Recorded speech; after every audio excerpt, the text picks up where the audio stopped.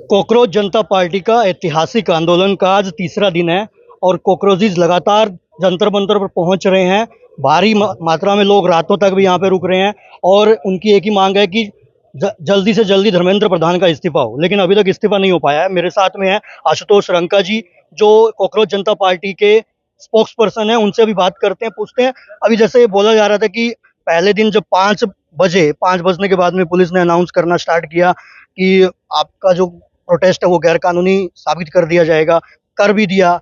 आज तीसरा दिन हो गया है, मतलब अभी तक लाठी डंडे क्यों नहीं पड़े हैं, क्या कारण है? ये इसका जवाब तो पुलिस देगी। गैर कानूनी इस चीज में कितनी सारी चीजें हो रही हैं। जो 15 बच्चे सुसाइड कर चुके हैं, क्या वो गैर कानूनी नहीं थी? उनकी कोई अकाउंटेबिलिटी सिस्टम में बची नहीं है। जवाबदेही नाम की इस चीज देश में कोई चीज नहीं बची है।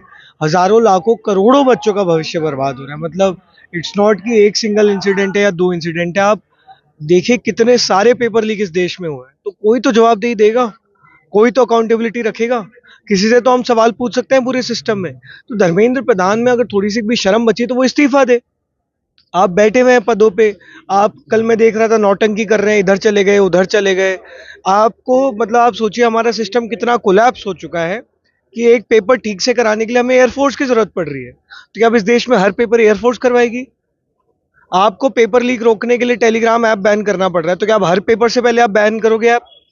तो आप जब स्ट्रक्चरल रिफॉर्म्स लाना नहीं चाहते हो, जो जिम्मेदार व्यक्ति है उसके साथ आप जवाबदेही तय नहीं करना चाहते हो, तो ये ड्रामा तो हम 10-12 सालों से देख रहे हैं। इसका तो कोई एंड ही नहीं है, करते रहो ड्रामा। आपने सीधा धर्मेंद्र प्रधान के इस्तीफे की बात करी है। अब इतनी सारी जो जनता है आपके साथ में जुड़ना शुरू हो चुकी है, अब उनकी एक आशा भी जुड़ चुकी है। अगर इस्तीफा नहीं होता है तो क्या होगा? नहीं, इस्तीफा तो होगा। इस्तीफा तो हम लेकर बीजेपी रहेंगे। सरकार में नहीं होता है, इसलिए मैं ये पूछ अरे रहा तो हूँ। ये कौन से कहीं बहुत बड़े राजा बन गए हैं क्या ये लोग कि हमारी सरकारों में नहीं होता है, हमारे यहाँ नहीं होता है? कौन हो तुम? देश के मतलब जनता ने ही चुना है ना तुम्हें। ऊपर से भगवान ने तो तुम्हें नहीं बिठाया हम पे राज करने के लिए। हमने वोट देके तुम्हें चुना है ना। तुम राजा हो, हम प्रजा नहीं है। ये सिस्टम खत्म हो चुका है। अंग्रेजों को भगा के हमने सिस्टम खत्म कर दिया था। तुम डेमोक्रेटिक इलेक्टेड रिप्रेजेंटेटिव्स हो हमारे। तुम जवाबदेह हो हमारी चीजों के लिए। ये क्या होता है कि हमारी सरकारों में इस्तीफे नहीं होते? कौन हो भाई तुम? क्या चाहते हो तुम लोग? क्या हम बस ये हो गया कि 5 साल वोट दे दिया फिर भूल जाए हम तुमको, तुम हमको भूल जाओ? इस्तीफा तुमको देना होगा। देश के करोड़ों युवा एक आवाज में बोल रहे हैं कि हमारा एजुकेशन सिस्टम कोलैप्स हो चुका है। हमारे बच्चे एक के बाद एक सुसाइड कर रहे हैं। कितने हजारों लाखों बच्चों का फ्यूचर बर्बाद हो रहा है। तो इस्तीफा तो तुमको देना होगा। कुछ भी कर लो, उठाने उठाओ, लाठियां मारनी है मारो, इस्तीफा तो हम लेकर ही जाएंगे। तीसरा दिन प्रोटेस्ट का है, कितना डेवलपमेंट हुआ है? कौन कौन साथ जुड़ना स्टार्ट हुआ है? जैसे कल का था कि किसान आए थे तो उन्होंने जुड़ना शुरू किया, और अपोजिशन वगैरह से भी कोई बात हो रही है? लगातार समर्थन बढ़ता जा रहा है। जैसे कल रात को भी जंतर मंतर में हजारों की संख्या में लोग रुक कर गए हैं यहाँ पे। मतलब हर दिन जो प्रोटेस्ट आगे बढ़ रही है, जैसे जैसे लोगों का हुजूम बढ़ रहा है। हमें लगातार कई कॉल्स आ रहे हैं कि हम केरला से निकल चुके हैं, हम तमिलनाडु से निकल चुके हैं। कल एक त्रिपुरा से मेरे को कॉल आया, मेघालय से लोग आ रहे हैं। तो पूरे देश भर से लोग पहुंच रहे हैं जंतर मंतर। हमें उम्मीद है कि दिल्ली पुलिस ने जिस तरह से अब तक सहयोग किया आगे भी करेगी। उन लोगों को आप जंतर मंतर आने दीजिए। कल नीट के जिन बच्चों का पेपर था उनसे भी हम अपील करते हैं, उनके माता पिताओं से अपील करते हैं, आपने जो सफर किया है वो आपके आने वाली जनरेशन ना करे, इसलिए जंतर मंतर पहुंचे।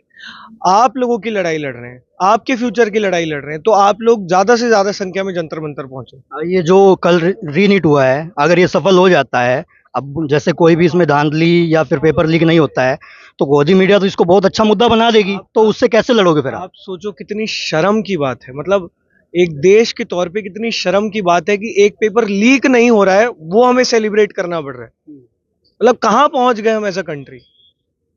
आप मतलब इतने आपने पूरे सिस्टम को बर्बाद कर दिया कि अब सेलिब्रेशन इस बात पे हो रहा है कि चलो ये वाला पेपर लीक नहीं हुआ। सेलिब्रेशन तो ये हो रहा था कल कि धर्मेंद्र प्रधान पूरा चौकसी के साथ में हर डिपार्टमेंट पे, हर चीज पे नजर बनाए हुए हैं, इधर भाग रहे हैं उधर भाग रहे धर्मेंद्र हैं। प्रधान 5 साल से शिक्षा मंत्री थे, तो 5 साल से सो रहे थे।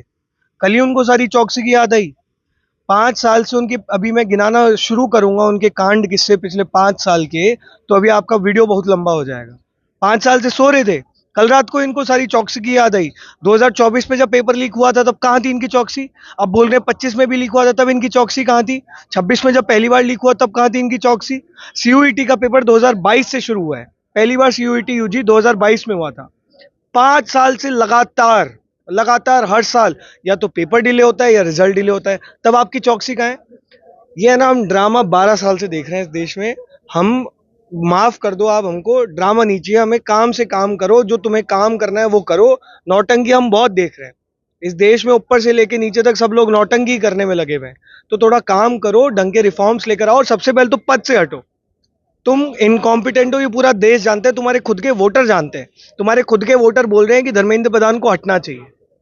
अच्छा, एक सवाल मेरा, जैसे आम आदमी से बार-बार जोड़ के देखा जाता है, मैं उस पे नहीं जाऊँगा, मैं ये कहूँगा कि जो इंडिया के अंदर जो करप्शन के अगेंस्ट प्रोटेस्ट हुआ था, लोकपाल एक्ट आ गया था उस टाइम पे, बट लोकपाल एक्ट आने के बाद में कितना फ़ायदा हुआ, कितना देश में करप्शन पकड़ा गया, ये हमारे सामने है। तो कहीं ऐसा ना हो कि इस प्रोटेस्ट के बाद में भी कुछ ऐसी चीज़ सरकार की तरफ से दे दी जाए और उसको लेकर हम घर निकल जाएँ, और कुछ उसका भी क्या फ़ायदा होगा? एक देश के तौर पे ना, हम लोग कहीं ना कहीं हम अपनी अपनी बस आइडेंटिटीज में लग गए हैं, या तो ये इस धर्म का है, या इस जाति का है, या ये इस पॉलिटिकल पार्टी का है। हमें भारतीय बनने दो। यहाँ पे हम एज इंडियंस प्रोटेस्ट करने हैं। हमारी जो पॉलिटिकल एफिलिएशन है, जो हमारी कास्ट है, जिस स्टेट से आते हैं, उसे 2 दिन के लिए सब लोग भूल जाओ। ये लड़ाई एक इंडिविजुअल से बहुत ऊपर की लड़ाई है। करोड़ों लोग आज बहुत उम्मीदों से हमारी तरफ देख रहे हैं कि ये लोग कुछ अच्छा लेकर आएंगे। कितने सालों से तो लोगों ने मतलब ये उम्मीद छोड़ दी थी कि इस तरह का कुछ प्रदर्शन भी हो सकता है। तो आज इस देश के नागरिक के तौर पर हमारे साथ जुड़ो। पूरा जीवन भर पड़ा है, जितनी पॉलिटिक्स करनी है कर लेना। आज एज इंडियन सिटीजन यहाँ पर आकर हमारे साथ बैठो। पहले दिन जब अभी 20 तारीख को प्रोटेस्ट पे बैठे थे, सोचा था कि तीसरे दिन पहुंच जाएँगे, या पहले से ही प्लानिंग चल के लेके बैठे थे कि आगे इसको बढ़ाना है? हम लोग शुरुआत से यही चीज बोल रहे हैं, 20 तारीख से भी हम लोग यही चीज बोल रहे हैं। यहाँ से तो हम तब तक नहीं उठ रहे हैं जब तक धर्मेंद्र प्रधान इस्तीफा नहीं दे देते या पुलिस हमें अरेस्ट करके नहीं ले जाती। इसके अलावा कोई तीसरा ऑल्टरनेटिव है ही नहीं। आप एक इनकॉम्पिटेंट नाकाबिल शिक्षा मंत्री हैं। आपने हमारे बच्चों का भविष्य बर्बाद कर दिया है। कल यहाँ पर एक माँ आकर रोकर गई है, कल एक टीचर यहाँ पर आकर रोकर गया है, उसकी बच्ची ने वो सुसाइड की थी यहाँ। आप उन जीवन जो बर्बाद हुए हैं, आप उनके लिए सीधे तौर पर जिम्मेदार हैं। तो हम तो यहाँ से तब तक नहीं हिलेंगे जब तक या तो आप हमें अरेस्ट करके ले जाओ, आपके पास बहुत ताकत है, आपके पास पूरी दुनिया के रिसोर्सेज हैं, या फिर आप जो है, जब तक धर्मेंद्र प्रधान इस्तीफा नहीं देंगे हम यहाँ से नहीं उठेंगे। धन्यवाद।